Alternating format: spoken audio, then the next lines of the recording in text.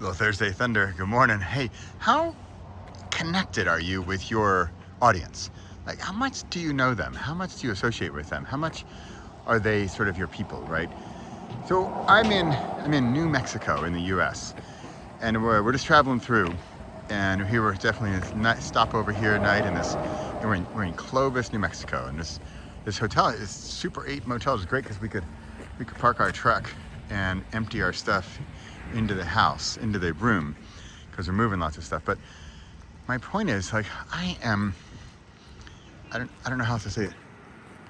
I'm gonna I was born in the U.S. I'm just there's a book called a Stranger in My Own Land, or A Stranger in My Own Country, or something like that, by Bill Bryson. He was a travel writer back in the day, and a stranger in my own land. And that's kind of how I feel. And so I'm curious, because I got my YouTube channel, I got my podcast, got my books, my nonfiction book, my fiction books, right?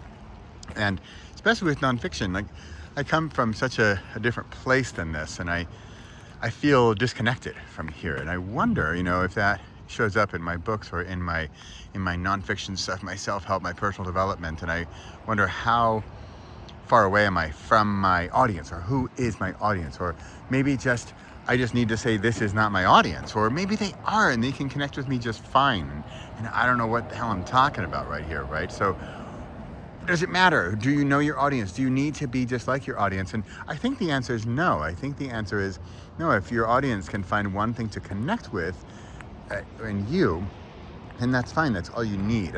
If there's 10 points of connection, I don't need to connect on all 10. But maybe one. Maybe somebody gets one thing that they connect with, connect with me on, right? One item, and then that's good enough, right? One thing, and they doesn't need to be perfect. That, I live in the Netherlands and I'm moving to Italy and all that different stuff, right? And it's different from life here in New Mexico. And again, I'm trying not to say this. I don't know if it's coming across this way. I'm trying not to say this that anyone's better or worse. It's just different. So anyway, there's my note for the morning. Feeling a little out of sorts here in far away New Mexico.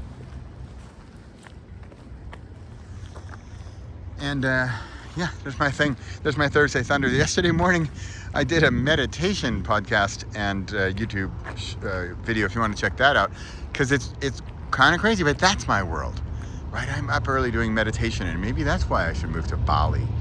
Anyway, feeling a little out of sorts here in Clovis, New Mexico. And I thought I'd give you one more shot of this dumpster thing here, because it's a highlight of it. But I got to say this, we're in a Super 8 motel, and it was super. I was pleasantly surprised. The room was fantastic. It was super clean and modern and just great. And we got to back up our truck and move our stuff, because I'm moving stuff for my son, who's moving to Austin, Texas. All right, I'm giving you a lot of information here, more than usual. But hey, it's Thursday Thunder. I'm Bradley Charbonneau. I'm signing off on a short one here. Coming to you from New Mexico in the U.S. We're on the road again for another 7 hours today, heading to Austin. And do you connect with your audience? And do you need to connect with them? Do you need to fire on every cylinder in synchronicity with your audience? And I think the answer is no, because I can tell you, I do not fire on every cylinder with my audience here. Just saying. All right, and I know when I said, like, I'm not better or worse, it probably sounds like I'm saying somebody's better or worse. And I honestly don't feel that. It's just different. People are different. My parents lived in the same house like 49 years. Like, I haven't lived in the same house, I don't know, 7? Is that better or worse? No, it's just different. All right, gotta run. Gotta hit the road. Bye for now. Here you go, one last shot, because I know you're like, hey, bring it back to the dumpster. Bye for now.